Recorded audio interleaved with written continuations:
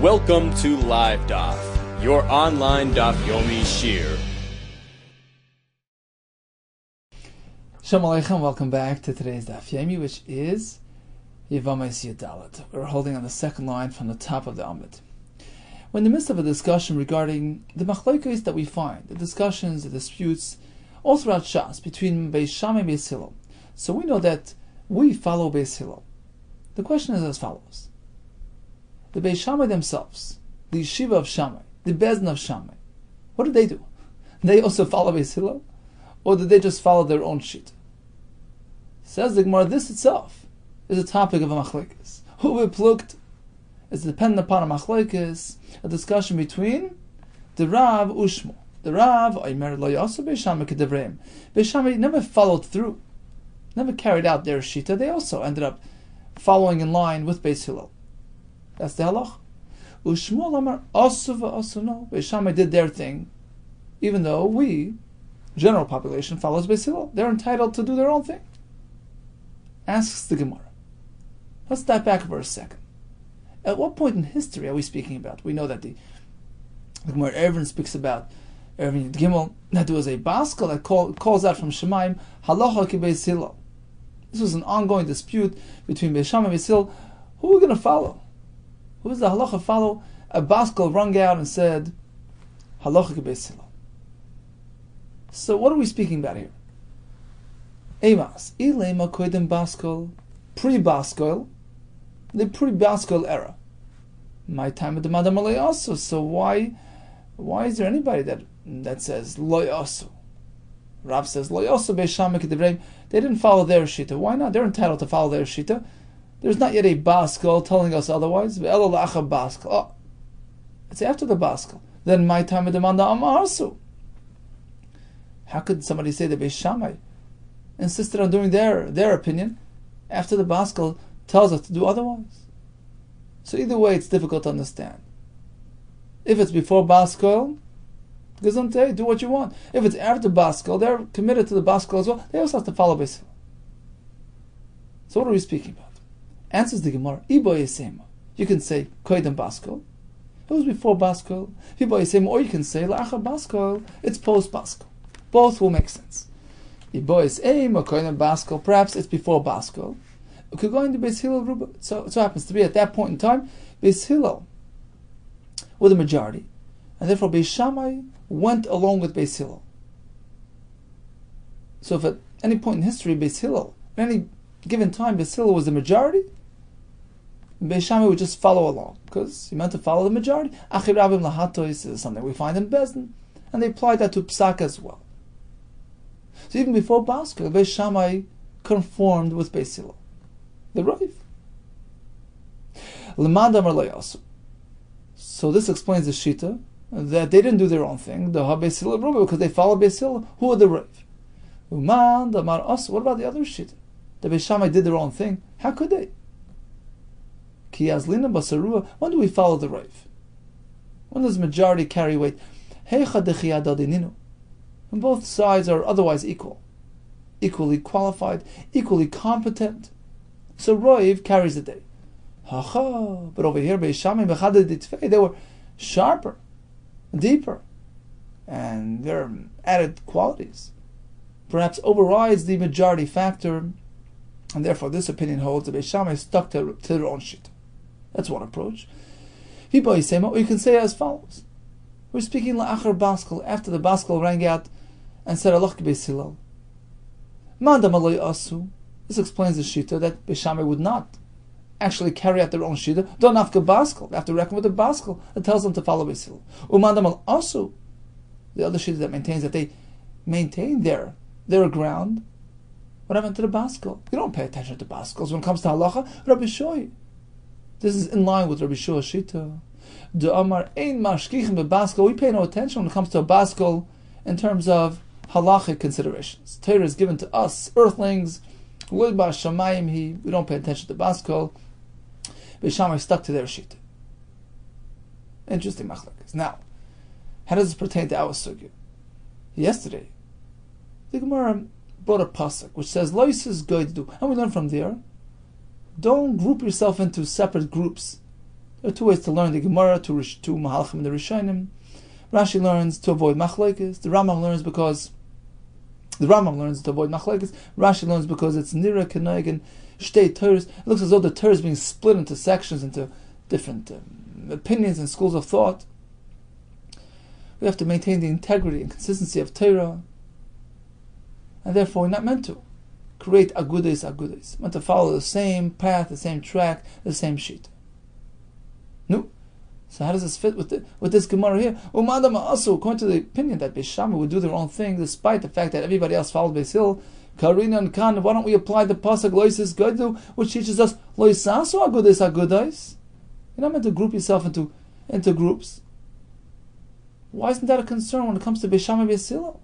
Amar Abaye, you're meant to know as follows. The concern is only as follows. When does this concern apply? You have two courts in the same city. That creates a conflict. If they're going to do different things. This Bezdin follows Beis Shammai. This Bezdin passes like Beis Hillel. Now you have a running conflict in the city. Confusion reigns. You have two towns. Each town has its own independent court. Here they follow Beis Shammai. The other town, Beis Hillel. There's no concern. There's no conflict. Less lamba. Amalei Rava. What do you mean? Va Beis Shammai Beis Hillel. That's a perfect example of Kishtei Batei Dinim Birachas Dami. Two schools of thought in the same city. It's a conflicting entity. So how can they do their own thing? Elam Arava. Even in the same city, it wouldn't be a concern if there's separate institutions. When did Leis pose a concern? You have one Bezdin in the same city, and the Bezdin is split along party lines. Plag Moirin Kediv Beis Shammai, half follows Beis Shammai. Uplag, and the other half Moirin Kediv Beis Hillel, follow Beis Hillel. That creates a true conflict.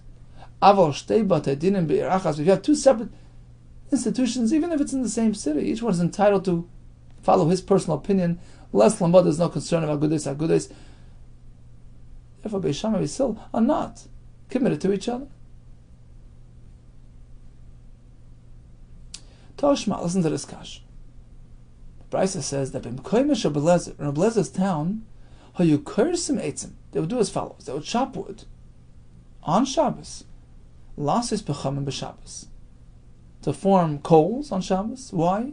For the sake of mitzvah preparation.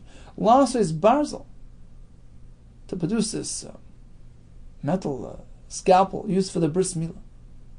According to Rebelezer, not only is the actual bris milah derech Shabbos, even all the preparatory acts, the machshir and all the achanis are derech Shabbos as well. That was his opinion.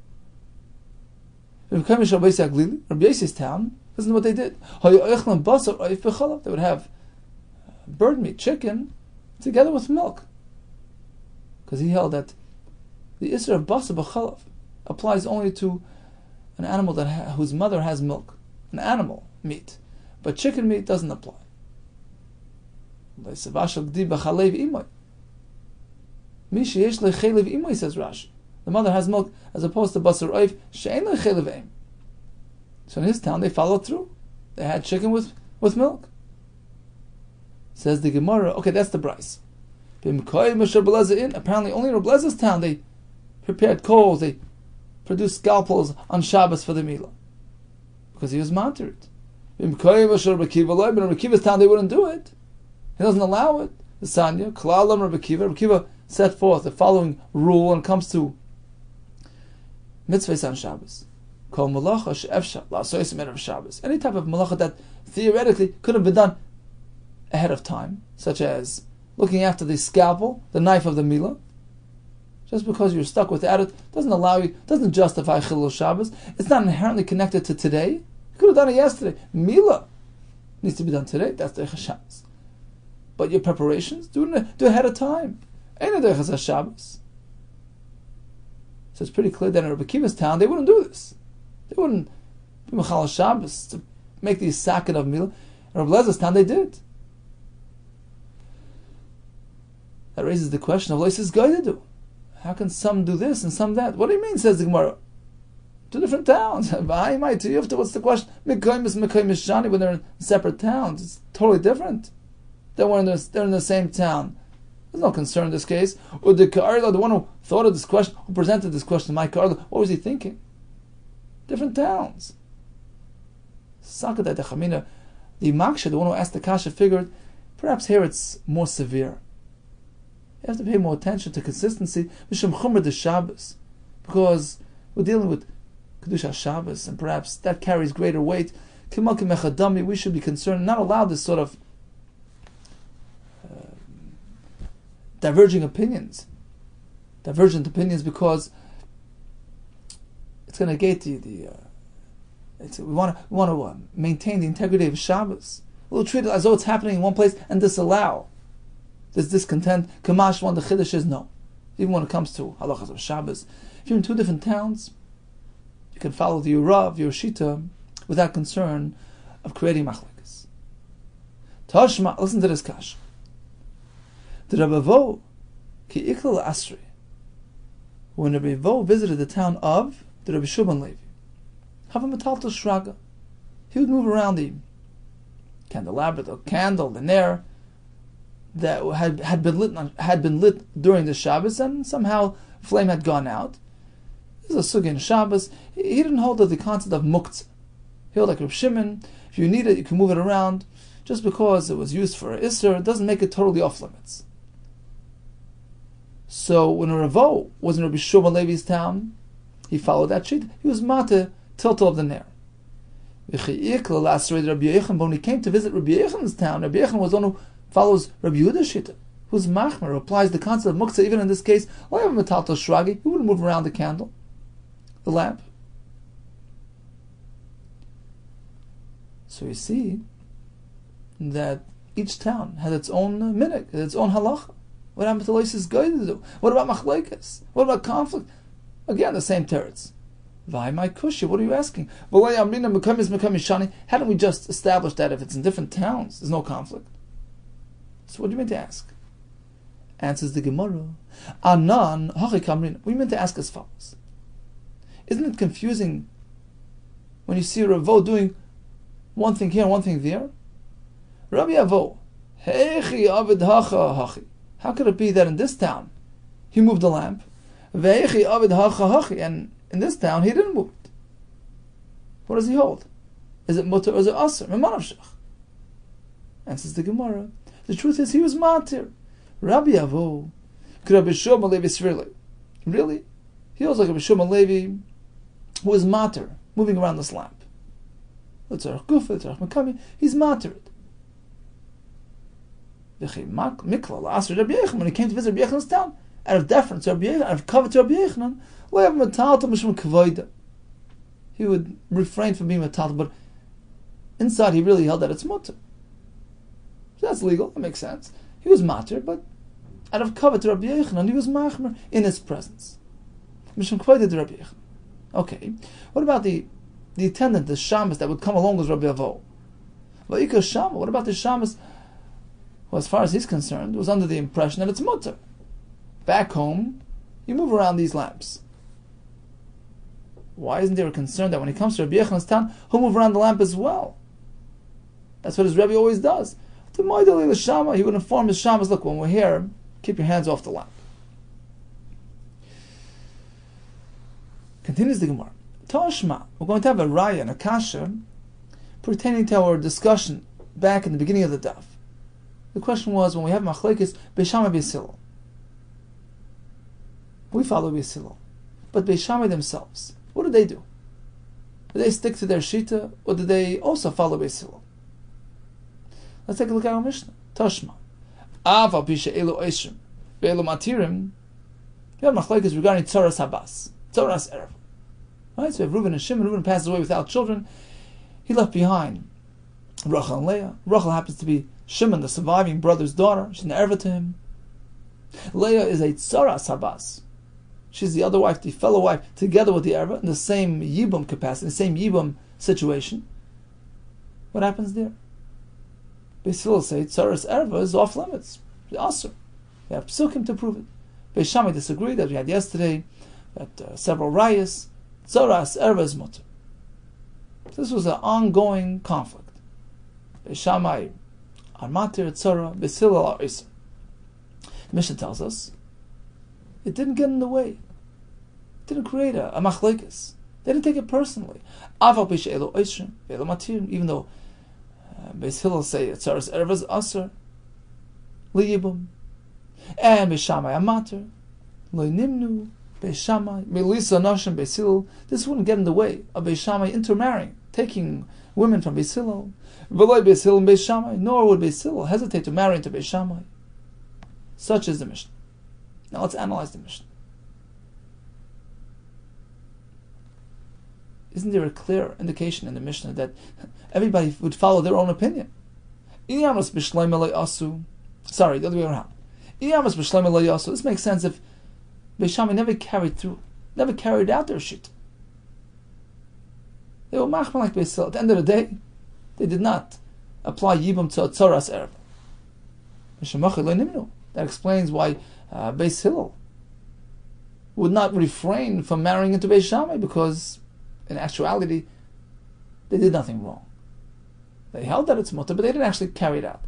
Eli Amras also, but if you're going to tell me that Beis Shammai actually applied their halacha lamaisa, they allowed yibum by a tzoras erva, according to Beis Hillel, that's risky business. Amai le'nimnu, why wouldn't Beis Hillel hesitate to marry into Beis Shammai? You see, Bishlam Beis Shammai Beis Hillel le'nimnu, I understand why Beis Shammai wouldn't hesitate to marry into Beis Hillel, because what's the worst thing that can happen? A tzaras erva surfaces. Beis Hillel say, you know what? She's asr. There's no yibum. Go marry out. Go marry a stranger. You're not bound by any halachas of yibum. Now, according to Beis Shammai, it's inappropriate. She's meant to be misyabim, right? But what's the doomsday scenario? What's the worst thing that can happen here? She marries out. It's a lav. She transgressed a lav. The lav that we had yesterday. So what happens when a lav is transgressed in the context of marriage? The child is a bnei chayav lav, the child of a lavan relationship. There's no mamzer there. The whole thing's inappropriate, but it doesn't create a mamzer. So that didn't really pose a great concern to Beis Shammai. At worst case, it's a product of a lav. So they wouldn't hesitate to marry into Beis Hillel. I understand why Beis Shammai wouldn't refrain from marrying from Beis Hillel, because at worst case, if the tzaras erva did not go to Yib, she married a stranger. The child is the bnei chayav lavaninu. The children created from such a union are considered bnei chayav lavan and not considered mamzer. Ella, but the other way we don't understand. How could Beis Hillel nonchalantly just walk over and take nashim from Beis Shammai? Ella Beis Hillel and Beis Shammai amaylo nimnu. Why wouldn't they hesitate to marry into Beis Shammai? This is serious.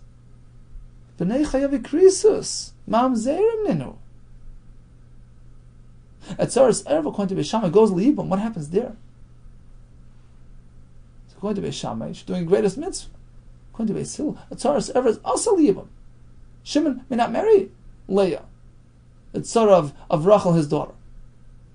She's like an ordinary sister-in-law now. She's not a Yevamos. She's brother's wife, brother's widow. The product of that union is a mamzer, because it carries a curse liability. So how could Beis Hillel calmly marry into Beis Shammai? Ela Beis Hillel and Beis Shammai amaylo nimnu. Why wouldn't they refrain? Bnei chayav krisis mamzerim ninu. Perhaps he'll say, because how did Beis Hillel would hold the ein mamzer mechayav krisis. No, a mamzer is not formed from this union. Rashi says only by a case of Mrs. Bezdin, but not in the case of a sister-in-law of Karas. But that's not true. But Amar Belezer, even though there's an ongoing machlekes between Beis Shammai and Beis Hillel when it comes to tzares erv, but all agree, what makes a mamzer? Karas makes a mamzer. Moedim, they all agree, she'ein mamzer ela memishe surei isur erva vanish karas. When one marries into an erva that involves karas, the child is a mamzer. El lav shmamina. Apparently, here is a solid raya loy asu. Beis Shammai never carried out their opinion. They never actually allowed a tzaras erva to marry the yavam, in which case we're safe. Although they held and that the Tzaras Erva was meant to go leave him, but didn't actually carry it out, and therefore Beis Hillel can calmly marry into Beis Shammai. That's right, that was Shiloh. Asu or lo yasu? Lo yasu. No, lo ilam asu. Perhaps they did carry it out. So that we get around the Tzaras Erva issue. The Maidalu Parashu. Parashi, Beis Shammai would inform Beis Hillel ahead of time. Look, that shidduch, that's not for you. That's a Tzaras. No, they would inform them. They were very respectful to Beis Hillel's opinion. Look, according to you, this is off limits, not for you. And it appears that this is the correct approach, that everybody did their own thing, but they would keep track, they would keep documented records of who came from what, and they would inform their counterparts of the background of every individual. And it appears that this is the correct approach, that they would forewarn them. Funny safe, because the Mishnah concludes, same concept applied to Tumah v'Taharu. Despite the fact that there were so many halachas of Tumah v'Tahara where they were engaged in machlokes. Generally, Beis Shammai was mekel, Beis Hillel was machmer when it comes to these things. Still, they wouldn't hesitate to borrow from each other and use each other's utensils. They would do their tahares using each other's utensils. Now, the only way to work this out is if they give them a heads up. Told them ahead of time, look, this is tamei according to you. Otherwise, this wouldn't work. Now, this could be worked out if they informed them ahead of time. They would tell them, look, this is tamei according to your opinion. That explains why they wouldn't hesitate to use each other's kelim. But if they would not inform them, they kept them in the dark. Now, I understand why Beis Shammai wouldn't have an issue using Beis Hillel's kelim. They wouldn't hesitate. You know why? Because generally, Rashi says when it comes to Tumah v'Tahara, Beis Shammai were the mekel. They took the lenient approach.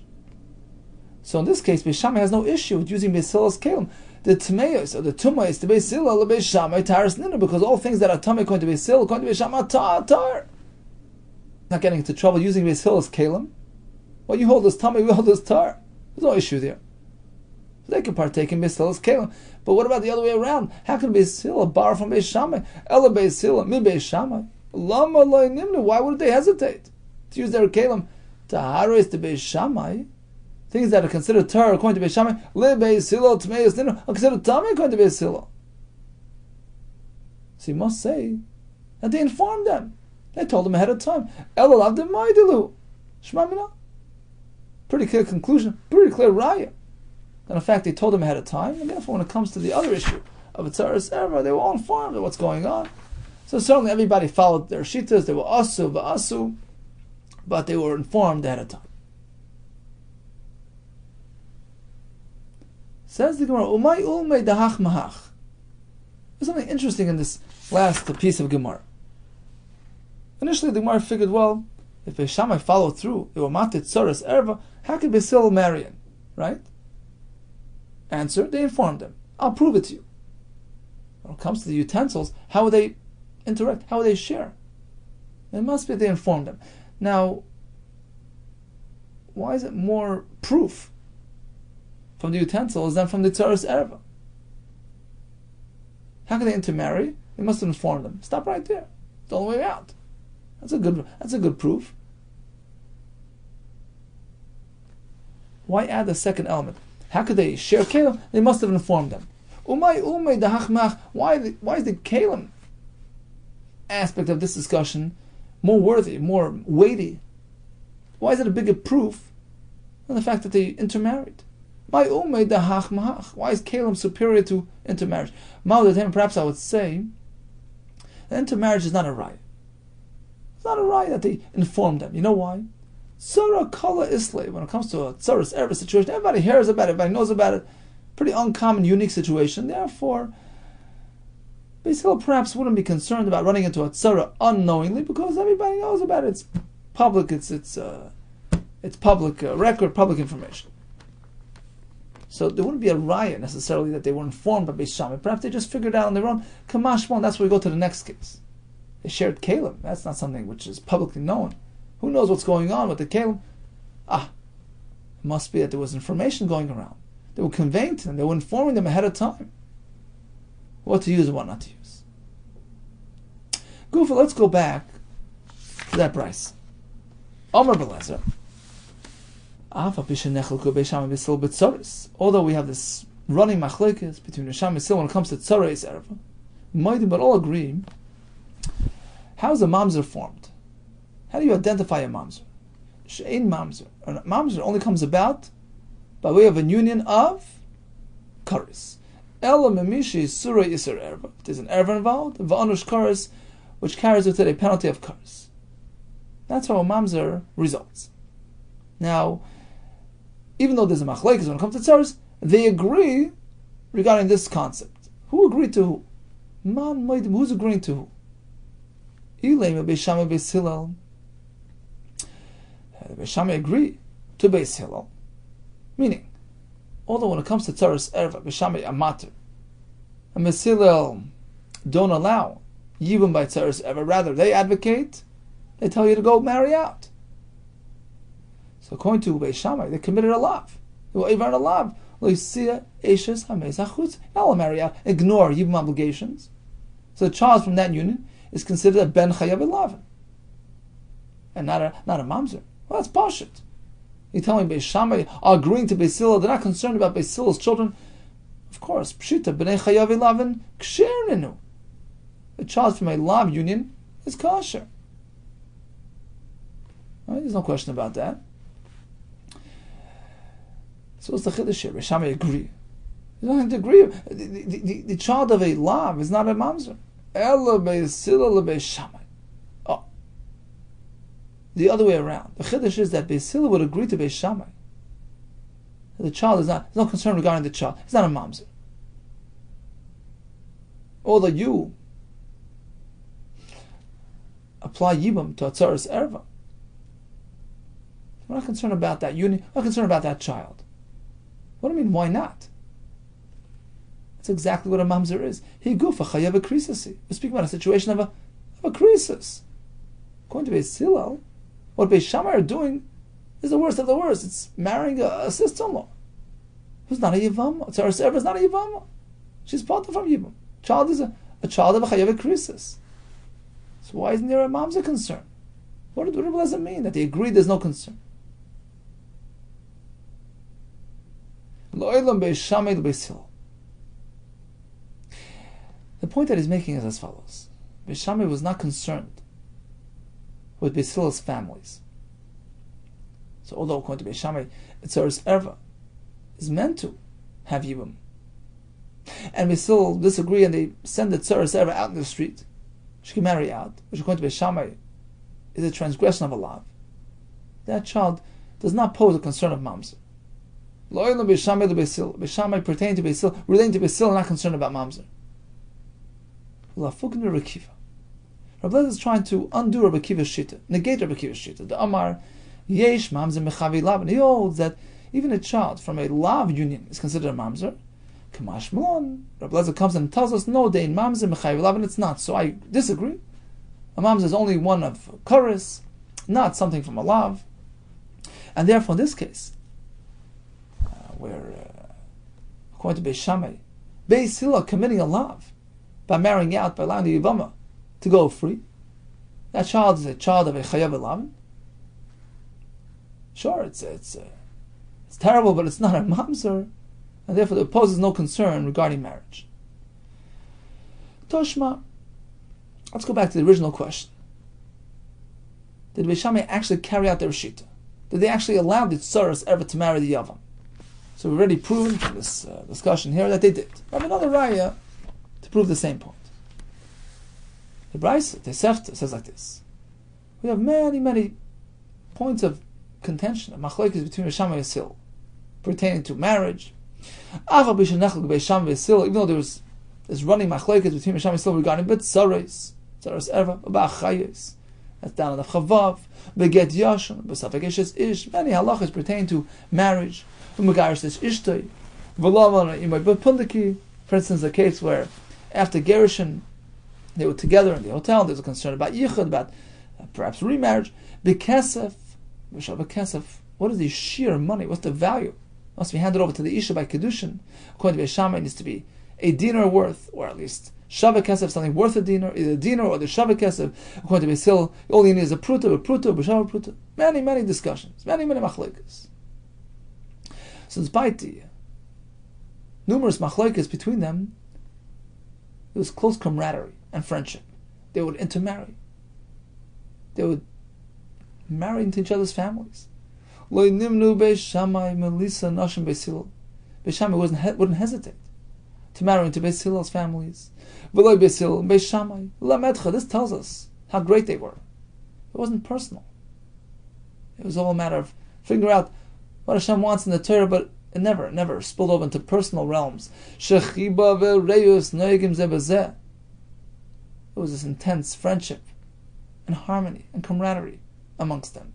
L'kayim hashenemar, fulfillment of the pasuk, ha'emes v'hashalom ehavu. When you're seeking emes and shalom, when you're seeking emes, it appears like you're arguing, debating, but really it's the true peace.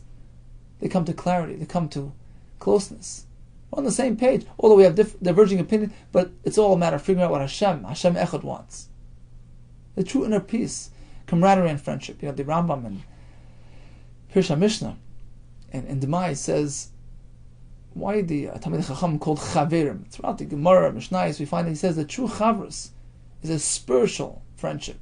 As the Mishnah in Pirkei Avos says, an Ava she'eina tluya b'davar, an Ava which is not a relationship and love that's not dependent upon physical attraction or physical elements, be it money, be it other things. That's a true Ava. It's internal. It's eternal.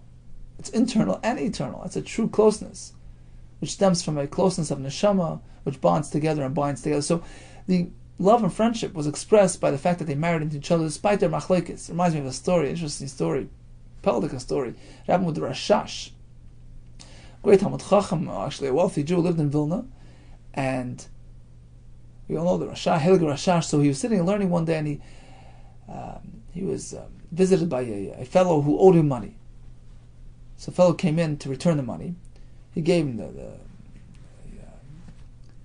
money, paper money, and the Rashash, while he was learning, he didn't really. He just put it into he slipped into the Gemara by mistake, without realizing that he left it there, closed the Gemara, put it away.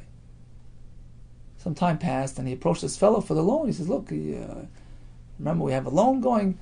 So this fellow says, "What do you mean? I paid you back the loan."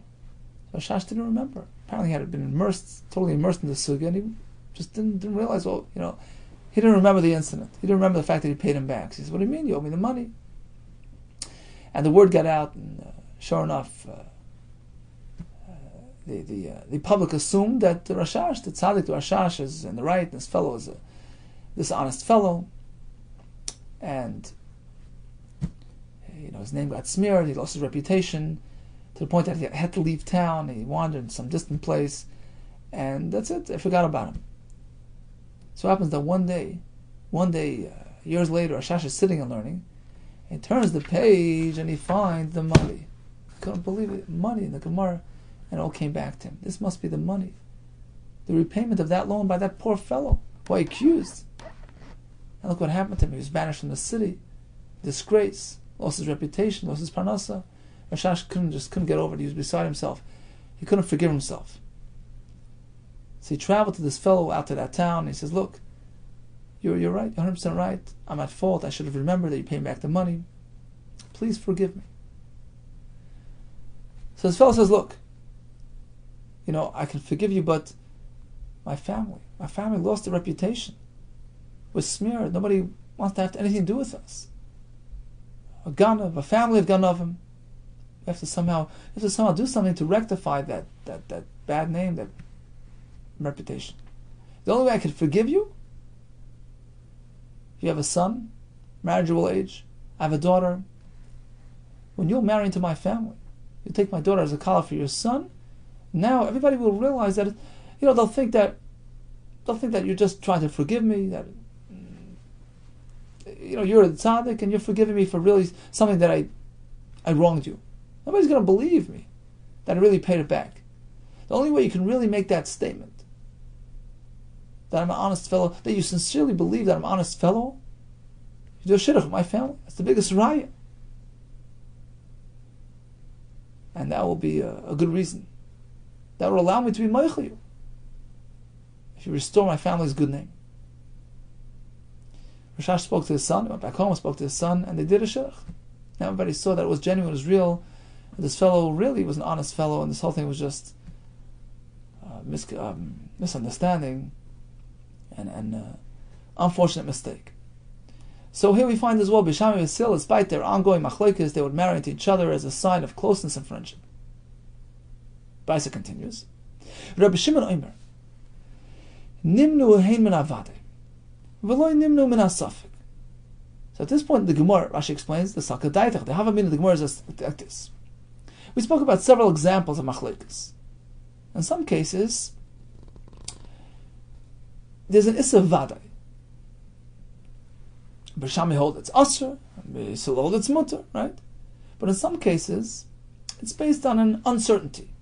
For instance, the case where they slept together in the Pundak, the Shaila there, whether it undoes the divorce, undoes the get. It's a suffix. It's not a known fact. There's a suffix involved. B'Shami was concerned, B'Yisrael was not concerned. So at this point in the Gemara, we understand like this. Rabbi Shimon meant to say that when it came to Vadai, things which were Vadai Isser, Beis Shammai can't afford to partake in that. They can't marry those women from Beis Hillel. Women which, according to their opinion, are awesome. But if it's just a question of a suffix, did it happen? They were Michael in that case. They were not strict. They would marry into Beis Hillel in such a situation. Okay. Now, let's analyze the price. So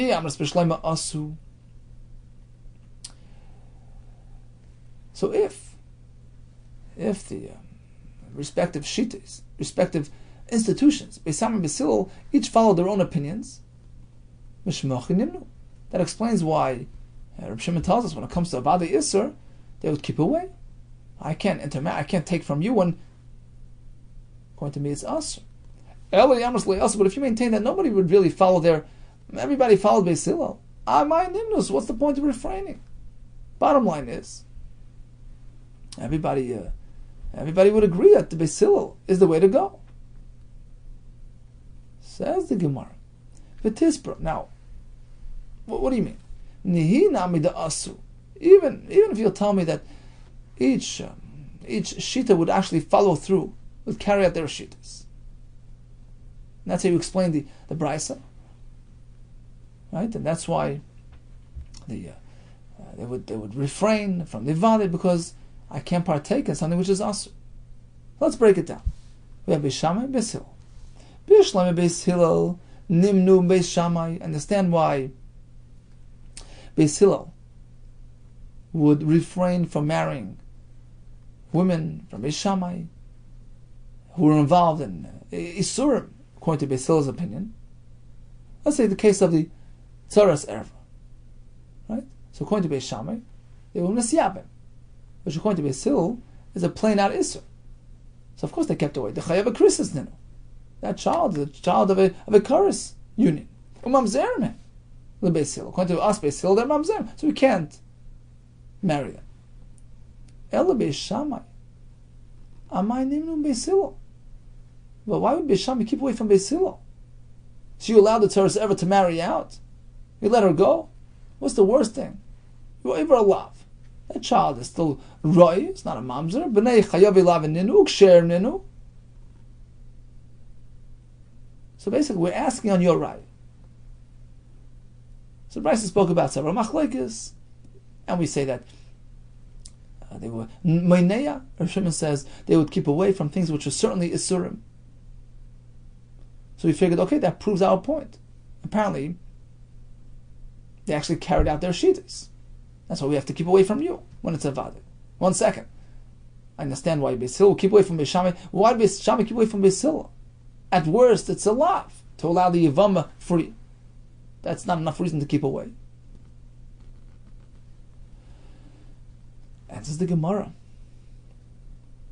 Could the Amar of Nachmar Yitzchak later on, the Masech of Nachmar Yitzchak says something about Tzora herself. Hachanami here as well.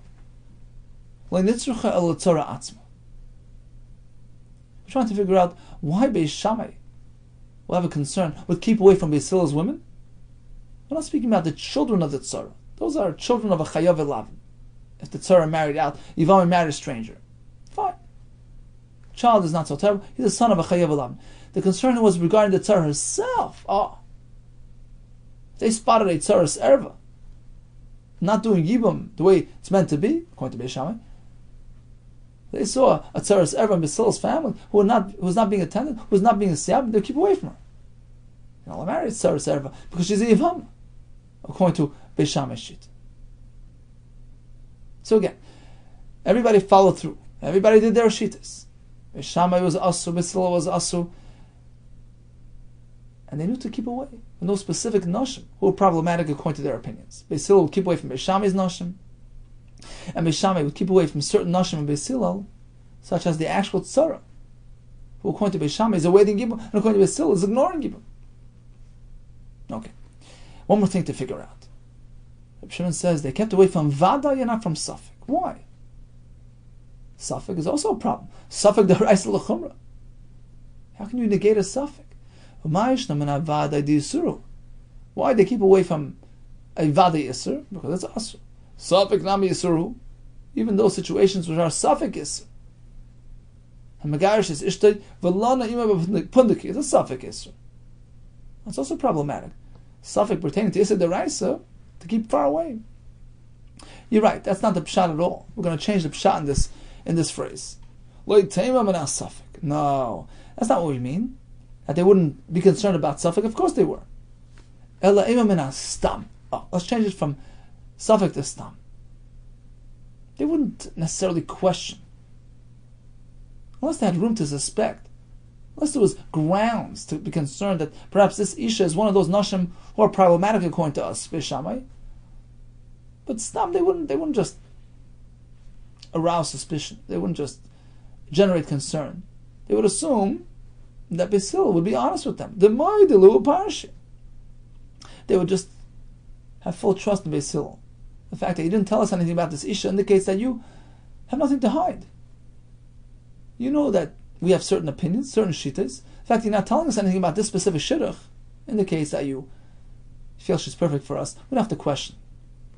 Now, so what's the point of the price? What's the point of mentioning this? That there was absolute trust. There was faith and trust running between them.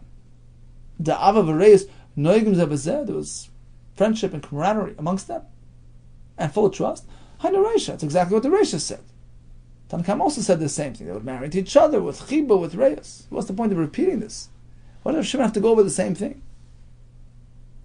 They weren't concerned about a stam isha because they were fully trusting that they would inform them. This is pretty much the same concept over again. How come the kulur Rab Shimon? You're right. The Brisa is simply concluding with Rab Shimon because the entire Brisa was authored by Rab Shimon. He's the one speaking from beginning to end and presenting us with this wonderful equation, this wonderful phenomenon. There was this raging machlekes, but it was tempered with avav reis, coated with shalom and emes, chiba, and intermarrying. Let's do a quick chazara. So we learned about Leisis Goidedu, which according to the conclusion of the Gemara only applies when there's a real head-on collision conflict. We have one Bezdin, split down the middle. Half is going like Beis Shammai, half like Beis Hillel. That's a concern. But if it's two separate institutions, even in the same city, there's no concern. Then we have the shaila regarding, for instance, the case of Tzaras Erva. Beis Shammai says she's a Yevamos, Beis Hillel says she's potter from Yibum. What actually happened? Did Beis Shammai carry through with their shita or not? Some say yes, some say no. We actually had several rayas from one brisa, from another brisa, where we proved that, Beis Shammai indeed did follow through with their shita. So why did the Beis Hillel not hesitate to marry into Beis Shammai? Because they would tell them in advance. They had full faith and trust in Beis Shammai. They would inform them. There was Ava v'chiba, l'kayma shnemar ha'emes, v'hasholayim ehavu. Amen ken yiratzim bayas. Haslacha Rabbah.